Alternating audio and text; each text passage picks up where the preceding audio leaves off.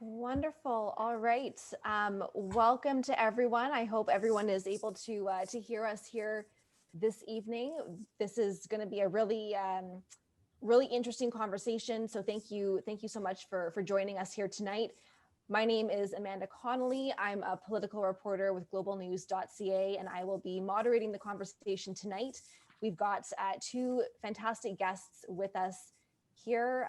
First of all, we have Andre Picard, who is the health reporter and columnist with the Globe and Mail newspaper here in Canada. We also have Tom Rosenstiel, who is the executive director of the American Press Institute and founder of the Pew Project for Excellence in Journalism. So welcome to you both. Thank you, of course, off the top to Alan Thompson as well and Carleton University School of Journalism for having us. We're going to have a great conversation here. And so I want to start it off just kind of by giving an overview here. Our goal tonight really is to have a broad conversation about the way that the coronavirus pandemic and the crisis that we're all in right now has really been affecting the work that we all do as journalists, both journalists individually as well as the industry itself. And so I want to start it off tonight and give kind of each of our panelists here a chance to share their thoughts about what is the most profound impact that you each are seeing on the industry and on the way that journalists individually as well and in newsrooms are having to adapt to the coronavirus crisis. So I guess, Tom, why don't we start with you and then we can go over to Andre as well. Tom, go ahead. Thanks, Amanda. Well, I think there are three things that I would cite as the real impacts of the pandemic on journalism. The first one is economic, and that is that the structural problems that have been facing journalism, which is really the decline of the advertising model, all of those structural problems accelerated. In the United States, for instance, about half of the advertising that newspapers had in January vanished with the pandemic. And that advertising base was already dramatically withered from what it was 15 years ago. So all of these economic pressures accelerated. That has led to publications trying to accelerate adoption of the internet. A major issue for a lot of publications that have print is that their print readers never registered to actually use their product digitally. The future of journalism, at least in the United States, is to get to a printless future for 7-day a week papers, for daily papers. That may mean a Sunday print product, but all the other days really need to become digital, and they need their revenue base to be subscription. The New York Times is already there, basically. They're close to 70% of their revenue now being from subscriptions. The question really in the United States is, can local media get to a point where there's a sufficient number of subscribers for them to be sustainable? But to be sustainable, they really have to get rid of print, because half of the cost of any print publication, but particularly a daily newspaper, half of those costs are caught up in print and delivery. So if you can eliminate those costs, you can be sustainable with about 60% of the revenue you once had. The second big impact in the United States, at least, is that it has made journalism more local again. One of the phenomenon that I observed in 16 years of running the media research for the Pew Research Center was that interest in local news gradually declined as access to the internet grew. 30 years ago, 20 years ago, local news was the area that people had the most interest in, came through in survey after survey. Local television was the most popular medium in the United States. And as people had access digitally to news from around the world, and particularly to national publications, interest in local news gradually declined. We saw it in the data, in survey after survey. It also nationalized our politics. There was an old saying in American politics that all politics is local. That's no longer true. So, access to national information, which is more dramatic and more interesting and more, through social and through other digital platforms. Well, because of the way that the United States has dealt with the coronavirus, information locally is really how you're going to survive. Are there mask rules here? Can I go to restaurants? How do I get tested? All of that information is local because we don't have a coherent national response. And interest in local publications has spiked up. As part of that, what people have discovered in newsrooms is that there's sort of two levels of information that people are most engaged or engaging with most. One is really basic information, what we would call service journalism. How do I do this? How do I vote? Who's running? How do I get tested for coronavirus? And the other is a sort of highest level of information, synthesized in a very large way, often with a lot of interpretation and a lot of context, what's really going on. It's that kind of middle that where we have done a lot of journalism in our careers that the data shows people are not that interested in. So there's been as we've seen this rise in localism again, or kind of renewal of localism, we've seen the sense that really basic, essential information, often very visual, and made very easy to share, has worked really well, along with the deepest kind of reporting. And the third impact, I would say, is a kind of reckoning that's going on in American newsrooms over race, over trust, and what we call default culture in newsrooms.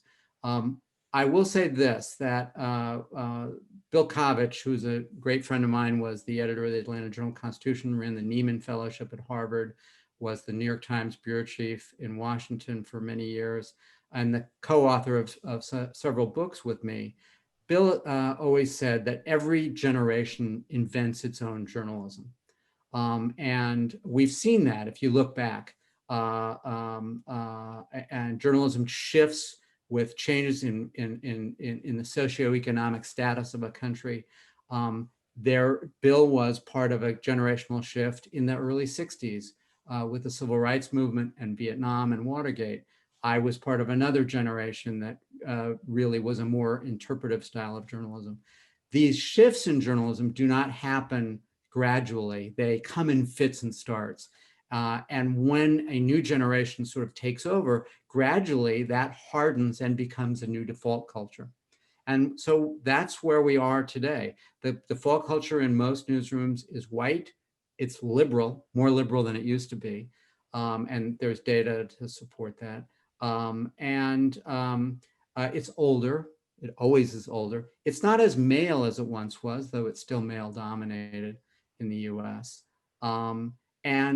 The reckoning that we're seeing over objectivity and over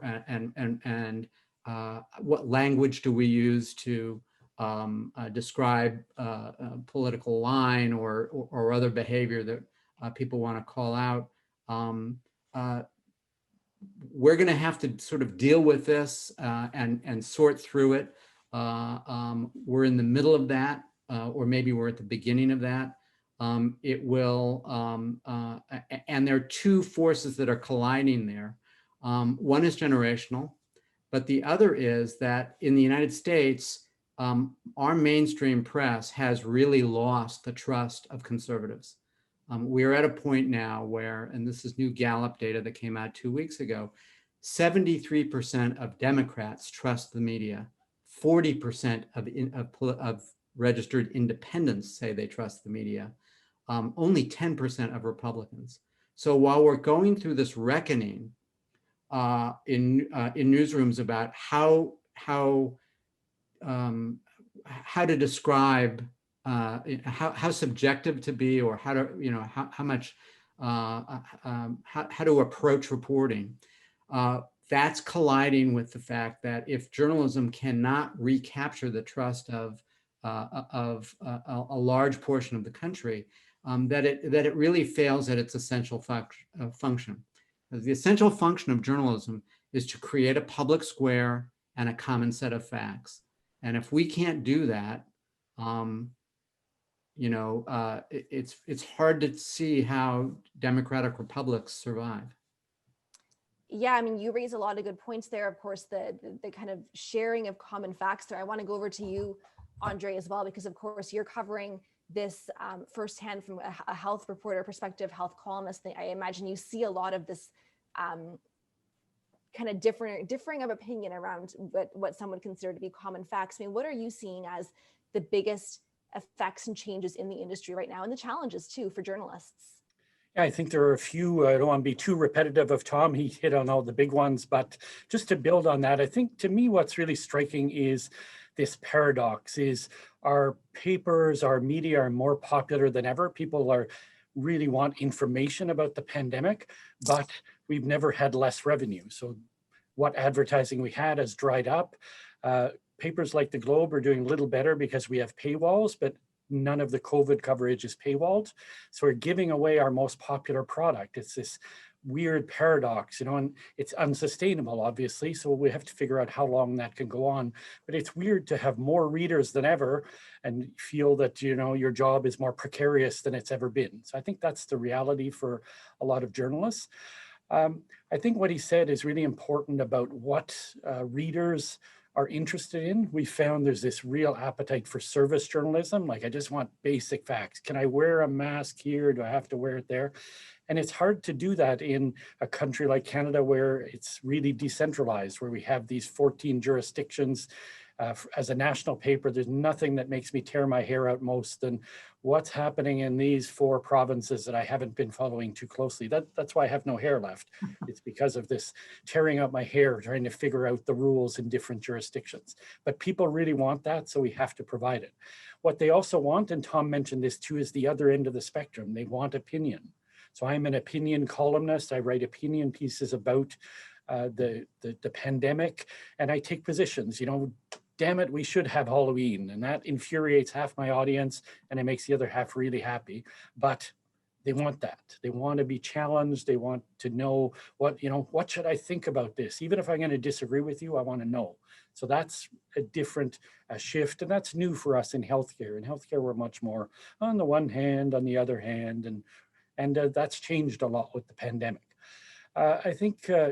I think the situation with local media is very different in the US and Canada. In Canada, I think sadly our local media is dying really, really quickly. It's owned by a very small number of chains. And a lot of towns don't have papers anymore. And that's been we've seen hundreds of papers disappear in the few months of the pandemic because they were already teetering, and this just kind of pushed them over the edge. And I think that's really, really troubling going forward. We're going to have to figure out how to do local news. The other thing, and this is again more sort of personal view, is I think health and science journalism has become really popular and really desired by the public. It's sort of, again, operated kind of on the margins. We had a good readership, but sort of obsessives that followed us. And now it's much more for the public. And I think it reminds us, like, how do we sustain beats? How do we have specialized reporters going forward?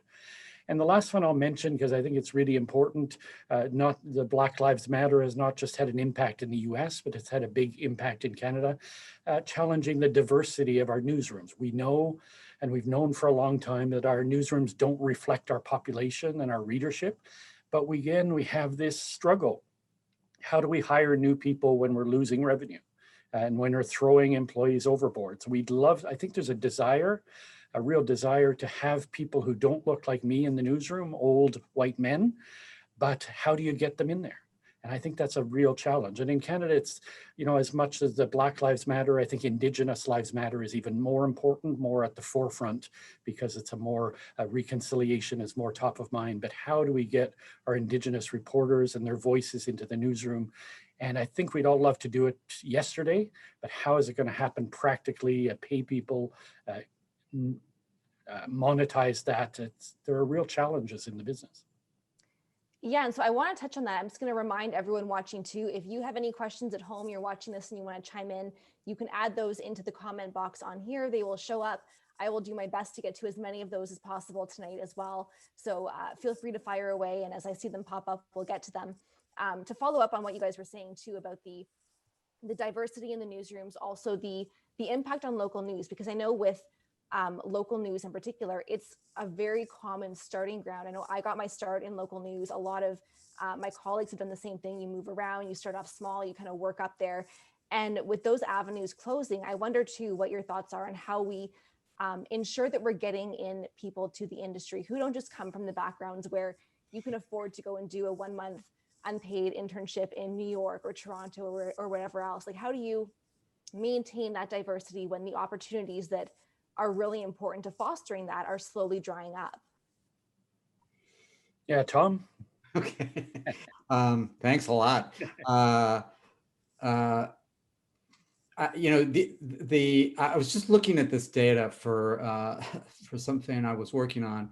In 1973, 4% of people who worked in American newsrooms across all media were 3.9% were Black. And in 2013, the number was 4.1%. So after, really 40 years of some effort to try and change this, no progress had been made. And I would venture, without knowing for sure, that since 2013, those numbers have probably decreased. The experience that I hear from folks of color is that they go into a newsroom and they're expected to think like everybody else who's there. And there isn't a real culture of open debate. And there's an uneasiness about how much, which is tragic, about how much does your personal experience inform your reporting. In the work that I've done, I've said, look, well, let me put it this way. If you think of objectivity not as neutrality, but as an approach to understanding the world, a method of verification, a method of reporting, which was the original intent when the concept of objectivity migrated from social science in the 20s into journalism. It was a call for a more scientific spirit in reporting. To do that, you actually start with what is my initial reaction or my initial point of view. And there's lots of writing about this in the kind of academic literature, where you don't deny that you have an a priori point of view. You actually start with that and then try and expand beyond that. If you took that approach, that method, you would have newsrooms that were more open, where people would actively debate what's the approach to the story. I mean, it's hard to do when you're on, in a breaking news story, of course, but our newsrooms tend to be places where we don't want to debate these things. There's a pretense that the objective method means we're blank slates. That's a great great fallacy and failure of the way we approach this.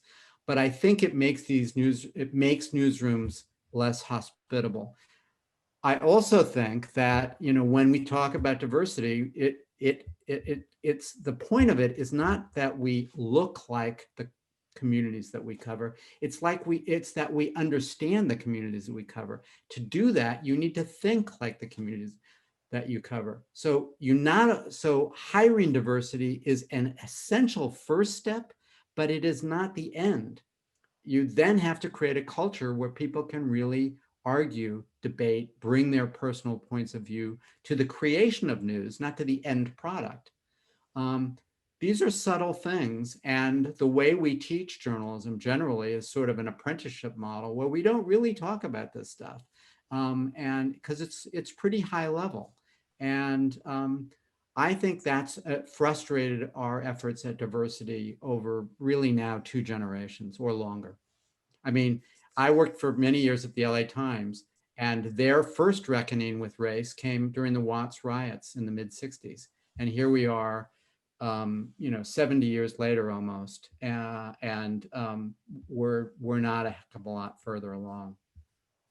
Andre, what are you seeing on that front in terms of that kind of agreement about a shared set of facts? We heard obviously early on in the Trump presidency a lot of talk about these alternative facts, about this realization growing, I think, in a lot of newsrooms that people don't necessarily share the same baseline understanding or acceptance of the world. And so how do you personally go about in your work trying to make your work as accessible as possible and kind of confront that new and challenging reality that there is a much broader range of people who don't trust the elites and the science and things like that these days. Yeah, I think you have to recognize it's out there. I think it's a little easier for those of us who write about health and science because there are facts. There aren't alternative facts. There's alternative opinions, but science isn't an opinion. It's factual whether you like it or not. So I think it's a little bit different. I think we have a real challenge dealing with disinformation, people who just say, well, that's not true, even if it is, the earth is flat kind of thing, vaccines don't work. I think we just have to constantly confront that. And I think we also have to realize that when you get right down to it, it's fairly marginal. These are people with loud megaphones, but they're not in large numbers. So I think we have to be careful not to overstate the power and the breadth of this. I think it is far worse in the US because everything there is polarized politically. Everything is worse. Yeah, a little bit easier in Canada, but it's creeping over the border. It's oozing over in some quarters. So we have to be careful about that. But I don't know, I think you just have to hammer ahead with be as precise as possible, as factual as possible, and hope that works. But I don't know, I think it's going to get more difficult as we go along. I want to, your previous question, I think is an important one too. I don't think we operate anymore where you start in your small town and you work your way up the ladder. I think that has long ago gone out the window. When I look at our summer students that we hire, they come from all kinds of backgrounds and they're very entrepreneurial. So lots of freelancers, lots of people who work in PR, come back and forth. I think it's a different model where you're selling yourself, it's almost like you're this company and you're trying to find out where you're selling your product, and your product is you. So the voice is becoming more important, which is really like the antithesis of when I went to journalism school. Is you have no voice, you're invisible, it's just the facts, ma'am. Now that changed with me because I became an opinion columnist, but I think that's objectivity nonsense has thankfully gone out the window long ago. When I speak to journalism students now, I say it's about fairness. You try and present things in a way that's fair, never mind objectivity, that doesn't exist. Do you think that the I guess presence that a lot of journalism students and not even students, folks who are I guess starting out and looking to get their feet in the industry, whether it's through school or not, the accessibility of them as you're talking about there, Andre, the branding, the voice in that, and the ability to share that online can be in a sense, if not an equalizer, kind of making up the difference for some of the opportunities that you lose when local media shuts down, to make sure that some voices that perhaps wouldn't necessarily get through the door can still be heard and can be given more credence and weight in the work that we do. Yeah, I think you almost have to find a niche, right? It's all about finding a niche, finding your voice to get seen. Social media has helped people get seen. I think especially we want people from different communities. That's where we go looking for. We go looking for blogs, etc. Send us an opinion piece. That's how we're going to get those varied voices in the paper, at least until we can change our newsrooms, which is, as I said before, I don't know exactly how that's going to happen. And so we've got a question here for Tom from one of the participants. They're saying, Tom, what are the implications for newsrooms of the future and the skills needed by future journalists if the two focuses of service journalism and very long form features is maintained in a post-COVID world? Yeah, well, I think that, our newsrooms used to be very simple organisms. We had writers and former writers who we called editors. And then there were a few photographers who didn't dress well, who were over, somewhere. And we had some graphic artists. Television was a little more complex. You had more skill sets.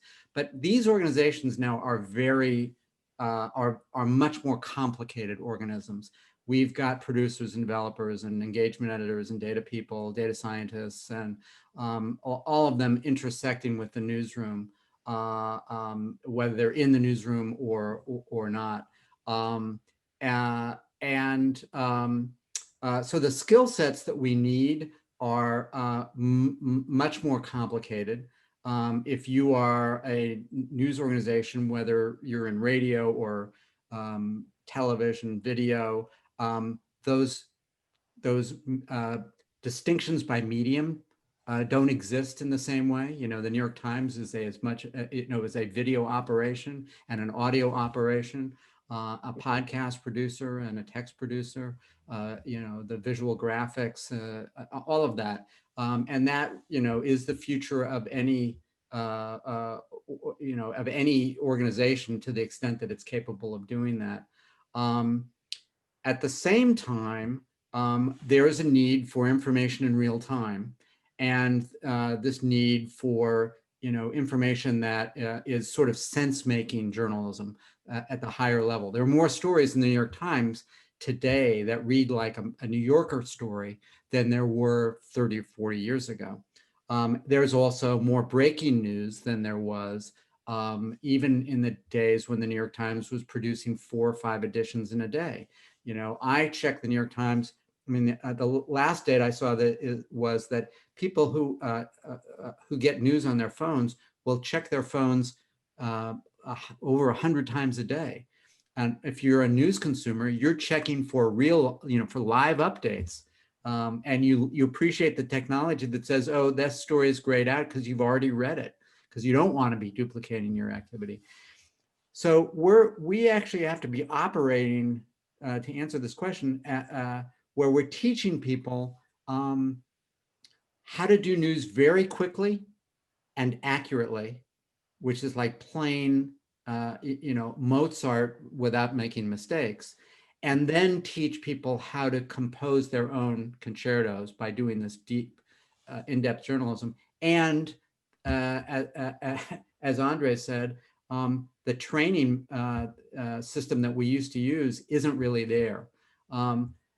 There's a lot more education outside the newsroom, however, than there ever used to be. You can go to conferences and get training and do online training.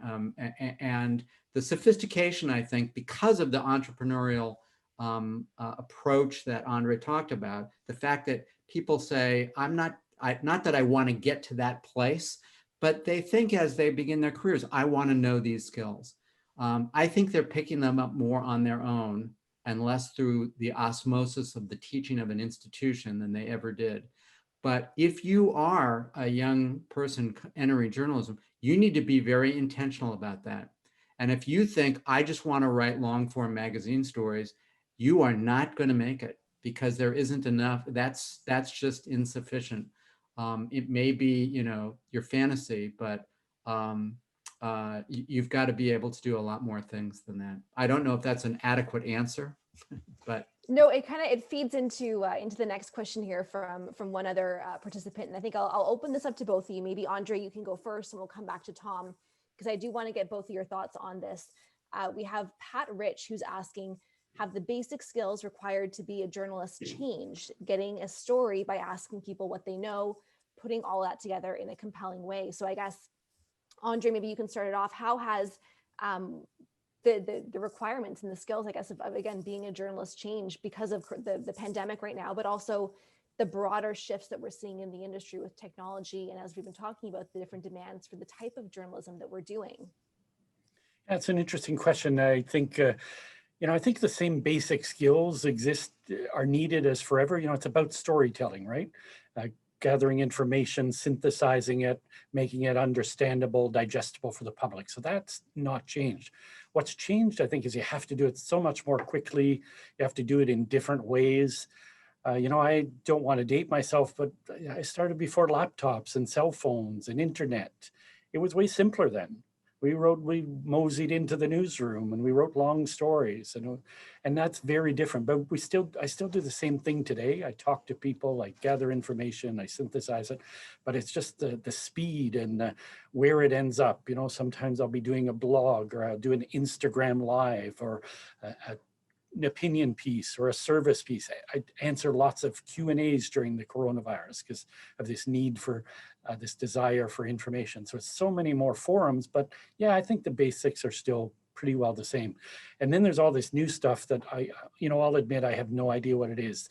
I know we hire lots of people who do coding, and I hope I never know what that is because I don't want to know. It's quite fun, I have to say. Tom, why don't you go ahead? I'll take your word for it. I actually think that some of this has actually made us better. A lot of it has made us better. I mean, yeah, we have to go faster, and speed is the enemy of accuracy. And the goal of journalism is to get it right, ultimately. And you know, in books like that I've written, like The Elements of Journalism, you know, we say that the first principle of journalism is accuracy, tell the truth. And so all of the techniques that we use are in service of that. Um, but I think that the fact that we have to do all of these things and be in all of these platforms has clarified something for us, which is that the purpose of journalism was not to, you know, write stories and print them on paper and have people read them the next day. The purpose of journalism is to provide people with information so they can be self-governing. And it's a service as much or more than it's a product. And the fact that we have to serve people in these multiple ways has clarified that. We also have the ability to learn things much more quickly than, you know, okay, do this story. Now I have to pick up the phone. When Andre and I started that, you have to pick up the phone. You have to find people to call. You have to go to the library and get the clips. All of that took a lot more time. There was a library, a big library, and you would go get the clips and then you would read them, and that would take 45 minutes. You know, your ability to reach people, to get their information, and our ability to have an accurate accounting of things is so much faster. We have so much access to data now. And I don't just mean, you know, people sending their talking points to us via you know, the computer, so we don't have to actually call them. It comes to us. I mean the fact that if I want to know something, I don't actually have to call an expert up and ask him. I can look up the data myself. So our journalism is more empirical and has more fact in it potentially, which mitigates the fact that we have to do it faster. Yes, we have to reach people in many more ways. And it's not fair to ask Andre to be conversant in every platform. You know, we all need help at that. Back in the day when you worked on small publications and you had to be your own photographer, if you were a bad photographer, you were a bad photographer, and you were a good writer. So we want to leaven that out. We want to even that out. We don't want to make everybody into you know, into a backpack journalist if they're not capable of it. But we do need to provide backpack journalism to the audience. Yeah, and I want to add, you know, I'm not one who romanticizes this. I don't miss going to the library one iota. I love social media. I live on Twitter. I think overall, I think it's way better now. There are challenges, they're just different, and it is way better. I also like the self-correcting nature. I find journalism is more like science now. Like I could post something online, a quickie story, and then somebody will say, oh, you know, in the third paragraph, you said 4 people and it was 3. And before it gets into print, the next day that's corrected rather than waiting, you know, making a mistake, the correction gets printed 2 days later, et cetera. So yeah, I mean, the web is not a self-cleaning oven quite the way people, the optimists thought, but yeah, you're right. If it's the small things that we get wrong are corrected, I think, pretty quickly. Yeah, it's certainly, I know from my own experience too, working in politics here, it is a very useful tool. Obviously, you want to use things like Twitter and all that in moderation because it can be a lot, but particularly when you're trying to verify details or, you know, little things like that, that someone someone else who saw it can kind of chime in if they think that you got something wrong, and you can sort of have that as a tool to reevaluate what you're looking at or get more information more quickly as well sometimes too. So it does, there are definitely pros and cons to that as well as with all things. So that kind of segues into one other question that we have here as well. It's saying, an anonymous an individual here is saying, how do you assess the relative influence on public opinion of traditional journalism versus social media?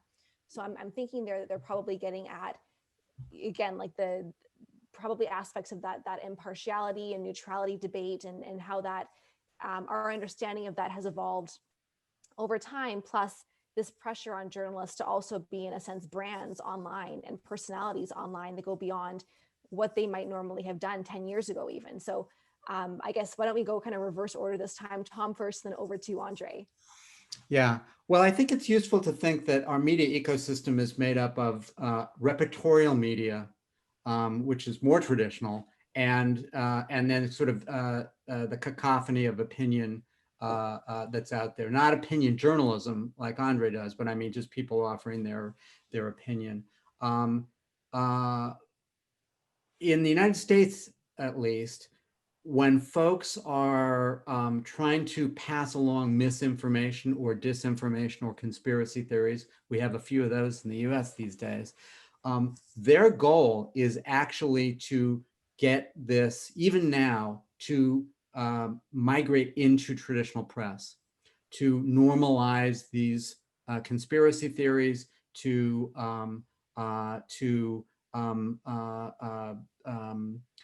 take notice of a deep fake or or an outlandish thing. I mean, it's very important to Trump, for instance, that that his tweets be amplified by traditional media, that they get noticed. Um, uh, and there are a couple of reasons for that. One is what's in the traditional media feeds what goes into social media, and what's commented on has to have something to comment on. Even the stuff, I mean, in our first presidential debate, the president was asked about Proud Boys, which is a right-wing kind of neo-fascist group in the United States, and he said, "Stand back and stand by, not stand down." I mean, he was asked, "Would you tell them to stand down?" And he didn't. He said, "Stand back and stand by." The Proud Boys, this was their greatest day in the history of that kind of neo-fascist movement, because they had been normalized by a leader in mainstream media. So even though the data is pretty clear that social media is now it now rivals television, or and among younger people surpasses it. By younger, I mean anybody under 40. The kind of the grist that feeds that mill still comes from the repertorial press. Yeah, it's interesting. Andre, what do you think of that? Yeah, I think you're quite right. I think there's this weird, the people who send me the most hate mail on social media are the ones who so most desperately want to be in the newspaper. There's kind of this irony there that's pretty profound. I think too that the lines for me blur increasingly. I use social media, I use Twitter, that's my news feed now. That's how I read. I used to come into the office and I had a stack of 10 newspapers and I'd leaf through them. And now I get on Twitter and I look at my trusted sources, and that's how I read the news. So I like that. For me, I have quite a presence on social media. I have lots of Twitter followers, and I kind of write the same things that I write in the newspaper, but in a more pithy, shorter version. And I always link to things. So I don't do like freestanding opinion pieces on Twitter. It's always, to me, linking to something else. Whether I agree with it or not. And I believe in this, I guess I'm old fashioned in this way, in this sharing of opinions, even if I don't agree with them, this more liberal, small L liberal notion of sharing things. And that's changing too. And that's something I have to adjust to. Amanda, there's one thing I would add to this, which is probably worth noting, and that is that when we think of the traditional press in the old concept, the metaphor was the press as a gatekeeper over what the public knew. Today, we are much more of an annotator of what they have already heard. We're not their first, reference. They're not seeing it on television at 6 o'clock in the evening. So that makes the mandate that the press call balls and strikes and say this is not true, and not be just a stenographer, more important. But we have to recognize that we are annotating things after they are already public. I mean, the president tweets, and then we're contextualizing those tweets. So I guess how much of a component is that fact-checking aspect there? We see a lot of that with Donald Trump in the US. We certainly do it up here in Canada as well. Where is the role for journalism in there? And also kind of coming back to what you guys mentioned earlier in the conversation around trust, around public trust in journalism, in scientists and things like that. How do you How do you balance that out, and where is kind of the way forward through that when there is such a need to be doing this kind of work right now? Yeah, I think that fact checking has become really important. You know, Daniel Dale has made a career of this and done a really interesting job, and others are copying him now. And I think we have to do that. We do a lot of that in health and science. You know, some things like hydroxychloroquine. You have to write a column to say it doesn't matter how many times you say it works, it doesn't work. So that's a lot of it is not just fact checking, but sort of bringing back we say in French, remettre les pendules à l'heure, so bring back the clock to where it's supposed to be, to the right time, right? So that's a lot of what we have to do, is help people sort out through all this noise to say, no, actually, this is what the facts say, and this is what the research says. It's not what President Trump said. So I think that's really important. Whether it has an influence or whether the noise dominates, I don't know. You have to ask me whether it's a good day or a bad day. On a bad day, I think it's just they just pay attention to the noise. Yeah. So there's a growing body of research on fact checking, because it's a relatively new movement, not as new as people think, but it sort of dates back to the early 90s, and then had a rebirth in the mid with a bit in the US with PolitiFact in 2007. We've learned a few things. One is that we're more aware of confirmation bias, not a new term, not a new concept. Walter Lippmann wrote about it actually in the 20s.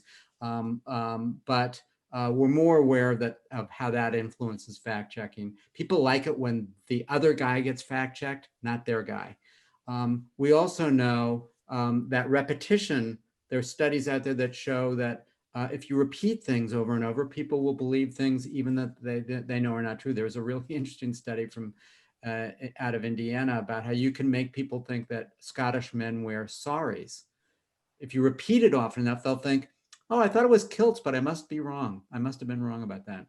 And I think that fact checking probably needs to evolve away from the idea that I'm fact checking that politician's statement, and more around the things that Andre was talking about, where we say, does hydroxychloroquine work or not? Where we're fact checking issues for people, and not just fact checking a statement by a political actor.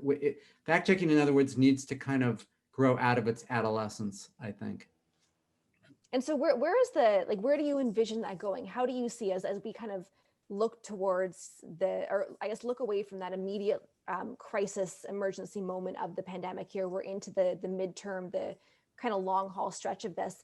How do you look at what we've seen so far, draw those lessons from it, and envision the best way forward to keep doing our jobs and do them in ways that will fill the gaps that we've identified so far? I think our coverage of the pandemic is going the way the profession is going, which is people want more analysis, and they want more opinion, they want more synthesis. And what we hear from our readers now is we don't want as many COVID stories. We're sick of COVID stories.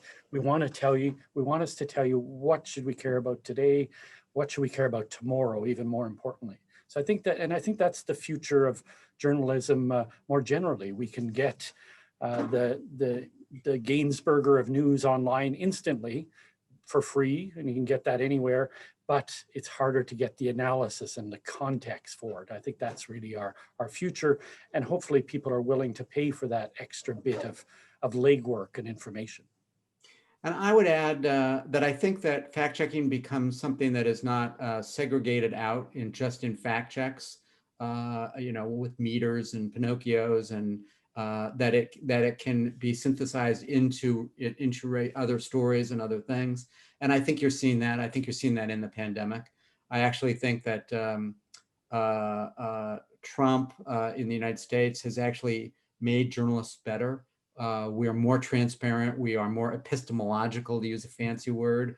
We do more to show the evidence to back up what we're saying. And the other thing I would say, and this is a hobby horse of mine, I think we need to move toward what I call issue-centric fact-checking, which is where we fact-check concepts and ideas for people, and not, as I said before, just statements by actors.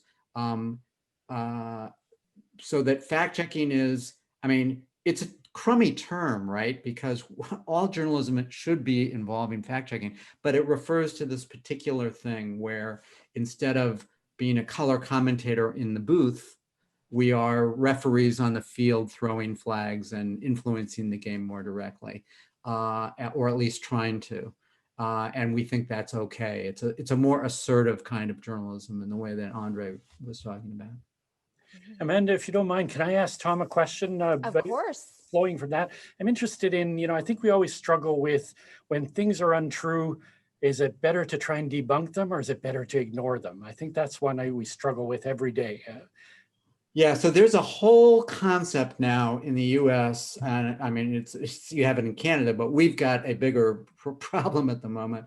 That's the concept called strategic amplification, which is at what point, what's the hinge moment and the criteria that you use to decide to knock something down that is untrue, that you think is untrue. It's a very complicated thing, and it's going to vary, and people are going to make different judgment calls about it.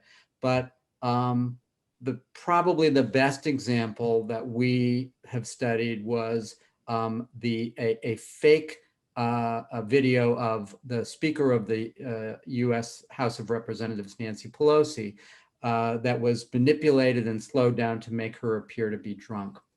And the Washington Post waited several days, or waited a couple days, to do a story, and was quite mindful about this notion that Andre is raising about when do you, what's the point at which you decide, okay, we need to knock this down. There are scholars like Dana Boyd and others who say you should wait. You should wait until you know that this has become significant. At the Post, the Pelosi video actually got a lot more viewers after they did their story, but the evidence would suggest that most of those newer viewers, that virality that they created, was people being aware that it was a fake. So it wasn't people spreading it and being confused. It was people being shocked and outraged that this deep fake had been perpetrated. So even when we analyze, what's the right time to do it, there's just no easy answer, but I think you have to be mindful. You can't be playing whack-a-mole. You have to decide certain targets are real and other targets are trivial. We saw that, it seems like, I think it was today as well, the NPR put out a statement from their public editor talking about why they had not covered the Hunter Biden story out of the New York Post, basically saying, look, we have determined that this is not kind of what you're saying there, Tom. This is not worth our time to be covering, basically, and you're going to see us taking more of a stance in making those calls throughout the final bit of the election here. What do you think of seeing more news outlets and more journalists, editors, things like that, kind of coming out and taking that stance and saying clearly this does not meet our boundary for coverage? Well, there's been a lot of pushback from scholars and others about this in the last year and a half in the United States, and there's more awareness of it. The newest wrinkle is we have QAnon supporters. QAnon is this conspiracy theory that there's a network of Satanist pedophiles in the embedded deeply in the U.S. government. And there's actually some candidates who are QAnon followers who have won primaries and are up for could potentially be members of Congress in the if they win the general election. So not only are we reckoning with when do you knock down something that is false, but how do you deal with a conspiracy theory that's this elaborate when now a kind of mainstream figure, a nominee of a major party is a QAnon follower? You can't really, that makes it a lot harder to ignore, right? You can't just say, well, that's nonsense, we're not going to amplify that. You've now got to just reckon with it. And so you're seeing stories in the New York Times yesterday, a long story, I think it was yesterday, analyzing why there are QAnon followers. You know, who are these people? How embedded are they in the Republican Party? When 6 months ago, I think most, you know, if you'd ask most people who read the New York Times, they wouldn't have heard of QAnon. Andre, where do you draw that line in your own work? I think when I look at health claims, for example, I've long told my colleagues and younger journalists, you know, what I don't write is just as important as what I write.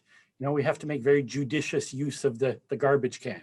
So we get all kinds of crap that comes across our mail, our email, and you have to be able to reject most of it. And I think that's really important, especially, you know, I don't deal with the QAnons of the world yet. I'm sure they're making their way into healthcare, but just things like, you know, pharma companies promoting this is a life-saving drug. You got to dig through that. And sometimes you really want to say, well, this is just total nonsense, I'm going to write about it. But then you realize, no, it's much better that the nonsense just go in the garbage can and no one's the wiser for it. So you have to, I think that's really important, is to have that weeding out. But, you know, there's so much pressure, especially with the internet, just to crank out stuff, you know, fill the black hole. So you have to find that balance. And it's, you know, it's easier for me. I'm old, I've been around, I have my editors will let me write what I want. It's a lot more difficult for a younger reporter to say, here's a press release, rewrite this, to say, boy, this is total garbage. You know, you're not going to say that to your boss. You're going to say, oh, I'll redo this, I'll rewrite it, and that's my job. We got to change that. We got to listen to everybody in the newsroom. Well, and that's how we're going to get more diversity of views, right? Is listen to different people. And that is a real flaw of newsrooms. Yeah. Mm-hmm. And I wonder what both of your experience too throughout this has been. We did have some panels earlier today through the forum looking at mental health for reporters, looking at that weight and that stress and that responsibility on people in the industry right now to oftentimes be reporting about these kind of crisis level situations as they're happening at the same time as you're trying to navigate the kind of personal reality of it, having sick relatives, having uncertainty about, you know, work and jobs and rent and shutdowns and things like that. I mean, how have you managed to navigate life and also being a journalist covering this? Yeah, so I've written about mental health for a long time, and I think that's one of the happiest things in my career is how our views of mental health have changed, how there's less stigma, much greater openness, and I think even more so with younger people, much more willing to talk about it, and that's great. And I think, you know, at our newsroom, we have my paper, it's a big paper, we have a COVID team, we meet every morning, and that's the first thing we talk about is like, it's not like an old style newsroom with, you know, what are you giving me, Picard, you know, in the next 5 minutes. It's how are you feeling? You know, how's your family doing? And this has changed dramatically because of COVID. We're much more conscious of it. And I think it's really good. The bosses will say, listen, take a mental health day. You don't seem to be doing too well. And we have to have those conversations. I think that's really, really important. And that's good for our newsrooms. It's good for us personally. Yeah, I mean, I think where I hear the pressure actually is at the highest levels, the burnout factor. Friends of mine who run newsrooms are burning out more than some of the younger reporters who recognize that this is the most important moment, this pandemic and what's going on with democracy around the world. It's the most important story that they will ever cover. My generation, I came into the business in 1980, in between the civil rights movements and the Vietnam War, and now, my generation, who were inspired by that sort of Watergate era, we never had a story as important as this.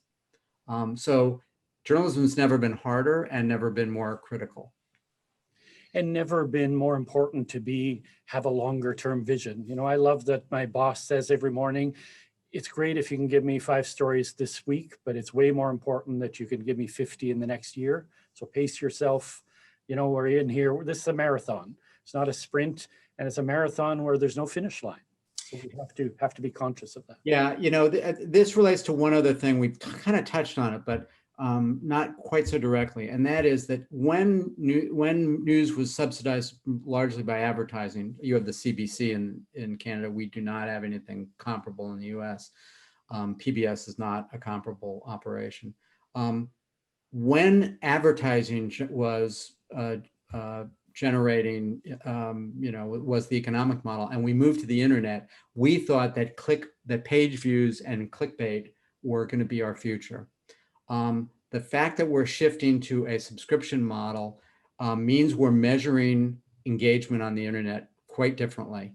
And we are discovering empirically that these longer form stories that are more meaningful, that we think as journalists are better journalism, are also more valuable than we thought. It turns out when you start looking at subscribers rather than just page views, that what we thought was the spinach turns out to be the catnip. Yeah, and that's, when we have stories, that's what we want. We want sticky stories. We want the stories that people stay with for 10 minutes, not that they read the headline and move on. They can get those anywhere. You want that stickiness. You want people to dig into it, sink their teeth in. Right. A story, a URL that is still valuable 3 weeks later is the kind of story we always thought was a better story anyway. And it turns out it's a more valuable story. Amazing. So I want to we're kind of inching towards the edge here. We have a couple of minutes, or towards the end, pardon me. We have a few minutes left. I want to ask each of you here, what do you think are going to be the big takeaway, like the legacies from this, that journalism will stick with even after this this situation ends through the medium term, a year, 2 years, 5 years down the road? What do you think will stay, and what do you hope to see stay? I think Tom likes to tackle those big questions first. You're tricking me. I'm a guest in your country. That's really hard to say. I mean, I hope that the reckoning over default culture in newsrooms is something that we are sticking with, because there's just no way that, to oversimplify it, in the United States, at least, journalism, traditional journalism is appealing to older liberals. And largely white.